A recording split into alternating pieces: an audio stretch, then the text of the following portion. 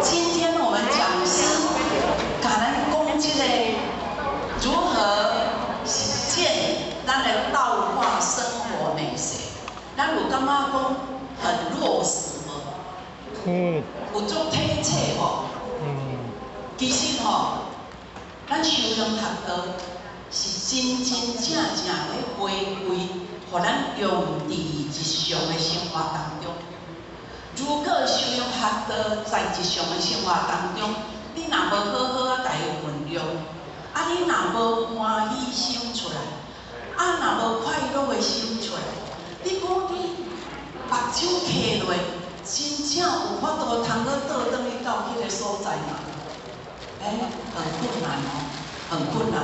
所以呢，咱知影讲为什么前辈者，因一直咧安排遮尔济的即个班次，安排遮尔济的班次，就是要互咱会当对道理内底一解听、两解听，听久着咱会，古早人讲一句话讲，戏病骹徛有人的。咱一解的法会，咱毋免记足济。只要互咱讲，只要记两句就好啊。两句一个班会若听记两句，而且会当家己摕转来运用伫日常生活当中。其实一年起来的时阵，若包括咱有成全班，还是搁选免有咱的经典班，安尼起一年互较算算的，差不多都有40句以上。若是40句以上呢，会当落实伫生活内底。其实会当互咱的生活，生活呢变彩色的，毋是乌白，生活变彩色的。那么伫今仔日未开始的进前，咱要来先来唱一条咱师尊老大人，伊所制作的即个即条圣歌。即条圣歌呢，大家拢应该，伊是一首老歌，叫做《江山情》。那么呢，应该大家拢会晓唱。